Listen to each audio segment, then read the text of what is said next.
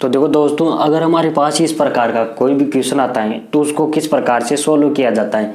एक तो मैं यहाँ पर दो तरीका बताने वाला हूँ। एक तो ये बेसिक तरीका जिसे हम नॉर्मल तरीके से करते हैं, और एक मैं इसका सूत्र बताऊंगा जिससे आप 3-4 सेकंड में भी आंसर ला सकते हैं, और एक मैं आपको इसको बेसिक तरीके से समझाऊंगा। तो चलिए हम इस दोनों को क्वेश्चन को सोल्व करके देखते हैं तो इनको कैसे सोल्व किया जाता है। तो पहला क्वेश्चन है हमारे पास यहाँ पर √6x प्लस √6 प्लस √6। अब अगर ये प्लस का चिन्ह नहीं आए, यहाँ पर किसी का भी चिन्ह नहीं आए, मतलब वहाँ पर किसका चिन्ह होगा, गुणा का चिन्ह होगा मिश्र भिन्न के अलावा। तो यहाँ पर अगर ये किसी का चिन्ह नहीं आता है तो जो संख्या रूट में, मतलब यहाँ पर अगर √6 ऐसे अनंत तक चला जाता तो वहाँ पर हम सीधे आंसर दे सकते थे। तो इसका आंसर कितना आता, 6 आता। परंतु यहाँ पर हमारे पास क्या दिया हुआ है, यहाँ पर दिया हुआ है प्लस का चिन्ह। रूट की जो भी संख्या है उसके बीच में प्लस का चिन्ह दिया है, मतलब इसका आंसर अलग आएगा। तो यहाँ पर इसको कैसे सॉल्व करेंगे। अब सबसे पहले हमें इस संख्या को मान लेना है x मान लेना है x √6 प्लस √6 इस प्रकार से हमें x मान लेना है। अनंत तक चल रही इस संख्या को रूट मान लेना है। अब हमें क्या करना है, ये हमने बना ली, इसको x मान लिया। अभी इसका हमें क्या करना है, स्क्वायर कर देना है। तो यहाँ पर आ जाएगा x स्क्वायर, इसका स्क्वायर करेंगे, दोनों का ही होगा, दोनों तरफ स्क्वायर होगा तब तो कोई दिक्कत नहीं, क्योंकि इसका भी x स्क्वायर और इसका भी x स्क्वायर, इसका भी स्क्वायर कर देना है और इसका भी स्क्वायर कर देना है। अब यहाँ पर बराबर का चिन्ह आ जाएगा और यहाँ पर √6। अब ये √6 आया, अगर कोई भी संख्या हमारे पास रूट में और उसके स्क्वायर लगा देंगे तो ये रूट कट जाएगा। तो यहाँ पर जो ये रूट है, ये एक संख्या का रूट तो हट जाएगा, इस संख्या का रूट हट जाएगा, तो ये रूट हट गया और यहाँ पर आ गया 6। अब वापस वही 6 प्लस √6 अनंत तक ही वापस एक ही तो निकाली है हमने बाहर, और हमें पता तो नहीं कि संख्या कहाँ तक है, ये तो अनंत तक है, तो भी ये वापस अनंत तक चली जाएगी। अभी आ गया हमारे पास x का स्क्वायर बराबर यहाँ पर 6 प्लस, अब यहाँ पर √6, ये √6 अनंत तक चल रहा है और ये भी √6 अनंत तक चल रहा है, प्लस का चिन्ह इनके बीच में ये। तो अगर हम इनके स्थान पर x रख दे तो भी कोई दिक्कत थोड़ी है, क्योंकि यहाँ पर भी यही संख्या सेम है, तो इसके बराबर में ये x है, तो इसके स्थान पर भी हम x रख सकते हैं, तो ये x रख दिया। अब हमें क्या करना है, इसको जो गुणनखंड विधि होती है उनको इनके गुणनखंड करके समीकरण का, और उसके माध्यम से हम सोल्व करेंगे। तो यहाँ पर हो गया ये x स्क्वायर, इसको इधर लाएंगे, एक तरफ लाना है बराबर के, तो ये -x, फिर ये भी -6 बराबर ये हो जाएंगे 0। अब यहाँ पर हो गया हमारे पास x स्क्वायर -6, ये बराबर में हमें शून्य लाना है। अब हमें इस x की जो संख्या है इसका गुणनखंड करना है। तो यहाँ पर हो गया हमारे पास x स्क्वायर। अब यहाँ पर ऐसी संख्या लाना है जिसको गुणा करने पर हमारे पास माइनस आए, क्योंकि मैंने जो समीकरण होती है उनको गुणनखंड विधि से सोल्व करना, मतलब x की वैल्यू निकालना सिखाए हैं, उसकी आप लिंक आपको डिस्क्रिप्शन में मिल जाएगी, आप वहाँ जाकर भी उसको देख सकते हैं। तो यहाँ पर x स्क्वायर, अब यहाँ पर ये माइनस का चिन्ह में बाहर रखना है।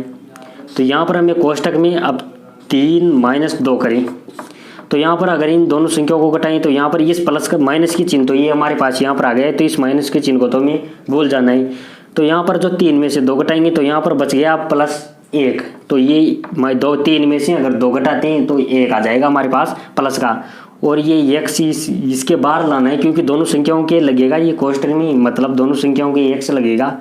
उसके बाद में ये हो गया हमारे पास -6।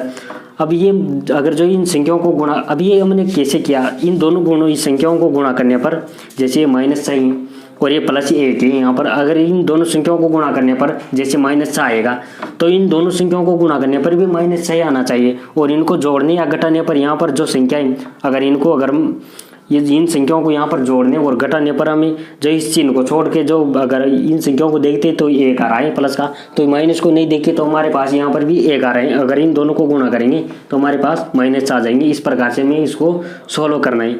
अब यहाँ पर x स्क्वायर, फिर यहाँ पर माइनस कहे जाएंगे 3x, फिर यहाँ पर माइनस हो जाएगा +2x -6, ये हमारे पास दिया हुआ है, इसको x कर देना है। अब इन दोनों में से कॉमन ले लेना है और इन दोनों में से भी कॉमन ले लेना है।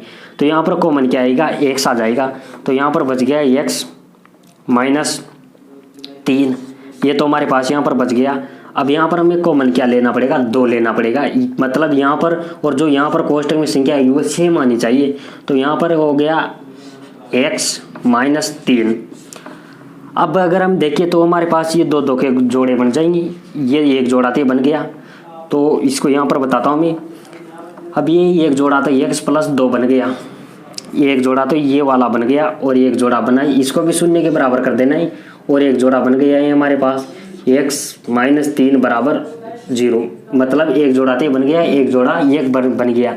अब इन दोनों जोड़ों को मैं शून्य के बराबर कर देना है। तो यहाँ पर तो आ जाएगा x का मान -2 और यहाँ पर आ जाएगा x का मान कितना आ जाएगा 3, x का मान 3 आ जाएगा और यहाँ पर x का मान -2 आ जाएगा।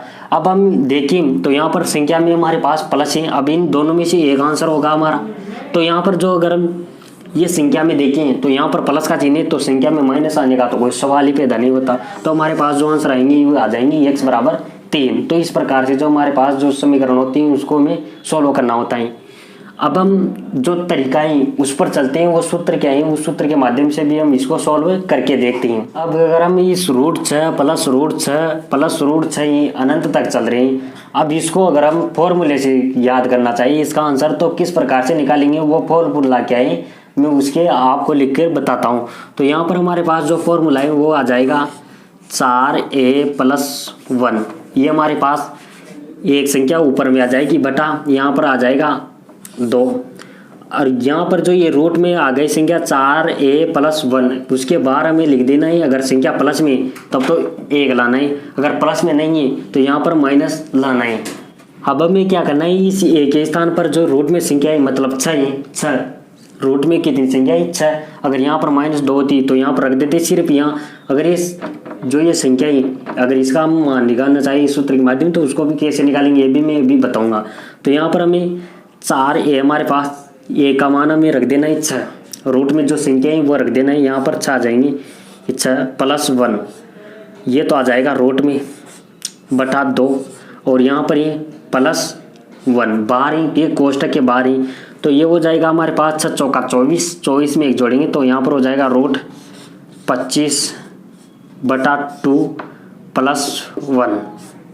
अब हमारे पास संख्या आ गई √25 + 1/2।